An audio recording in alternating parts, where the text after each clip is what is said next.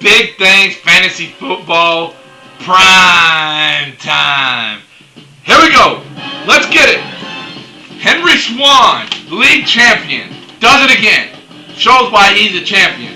Aaron Rodgers, 21 last night. Frank Gore, 21 with a breakaway run. Lee Evans, 13, 26 big points by the Chicago defense. And George Robinson's team did not show up, which Roethlisberger had a good game, 10 points. Adrian Peterson was all day with 20. Had a good game, but wasn't enough. Maurice Jones-Drew, Chris Chambers, great game, but it wasn't enough as Swan came up victorious. And let's go get it. The game of the week. Talk on the board. It was there. Aliens stated, we're going to beat you by 33. So what does Coach Gibson do? Rips it out the paper, tacks it up on the bulletin board, and the Gibsonians were going ballistic. They didn't know what to do. But, wait a minute. As we recap the score, we see the differences. Not many. Right off the bat. Aliens, last night. Greg Jennings could have won the game. 50-yard catch, but does not get into the end zone. It's not enough. Thomas Jones, great game, 19 points with a touch. Tony Romo came through, 18 points. Fred Taylor did not show up. Chris Johnson, the rookie, has a great game. Devin Hester didn't show up. Reggie Wayne, great game. Wes Welker was a casualty because of Tom Brady. Nonetheless, 78-78 tie means it goes down to the tiebreaker. The tiebreaker, Donovan McNabb, big game, 40 fantasy points. Says, Coach, you can count on me even on the bench. Way to go, Gibsonians. And let's get it to the next game. Stanovich versus Ride or Die. Let's get the music going once again so we can pump the veins through their blood or the blood through their veins. It's Big Things Fantasy Football Prime Time. One more again as we see what happened here. ESPN, Stanovich tells people, look, I know what I'm doing. I'm sure I know what I'm doing.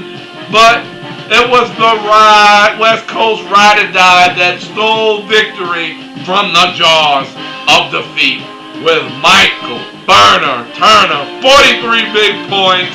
Brandon Jacobs got a score, got him 14 points in the Bears defense, 29 points. Willie Parker had a great day for Stanovich, but it didn't prove out to be enough as Michael Burner Turner definitely stole the show. Up in the Midwestern part of the country, the evil assholes of Detroit versus the Chicago Dream Killers. Yes, this is the Al Capone game, folks. Detroit and Chicago opening week. What more could you ask for? As we see it, Detroit had a great team, had a great concept, had great people. Said right out the gate, we're going to make sure we got our best people on the field. What happened to Matt Hasselbeck? Decided not to show up. Marion Barber, good day, 22 points. Kevin Smith, good filling.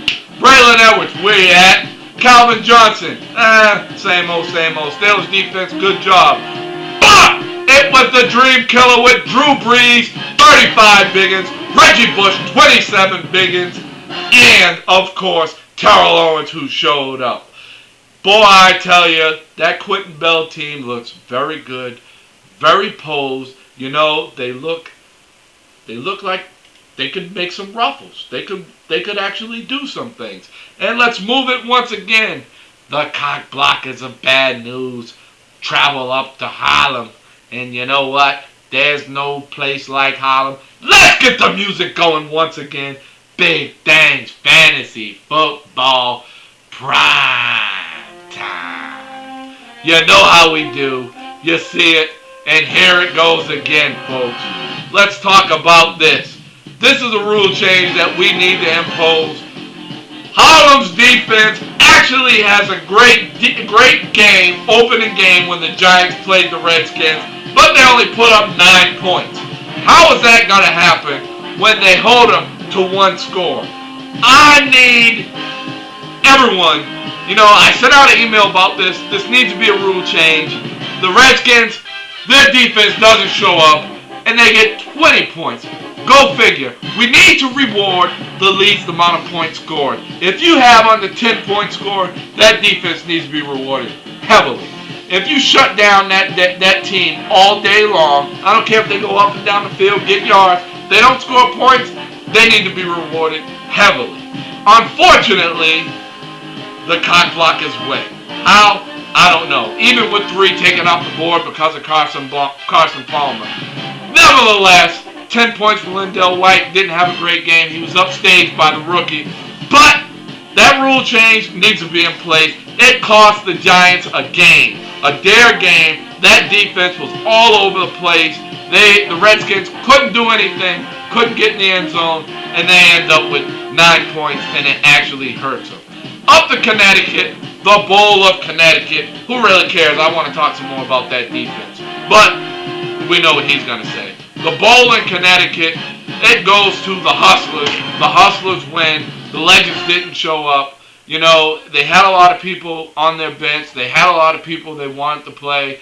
They were a self-inflicted casualty because of Tom Brady. So I'm willing to say that this team is still a good team. They didn't have Tom Brady. They didn't have Willis McGahee. And they lost by about 25 points, 26 points. That's a great showing for a Derek Anderson that struggled, a Marshawn Lynch who played normal. Nate Burleson's out for the year. Randy Moss was a casualty, partly because of Tom Brady. Those points were supposed to be traded back and forth, but it didn't happen. So ladies, gentlemen, I tell you, it was a great week 1, great showing. Thanks for coming out. Trey Gibson, big thanks. Let's get the music one more time for the outro, please. Thank you, Maestro. Trey Gibson, one more time. Big thanks, Fantasy Football Prime Time. We'll see you next week.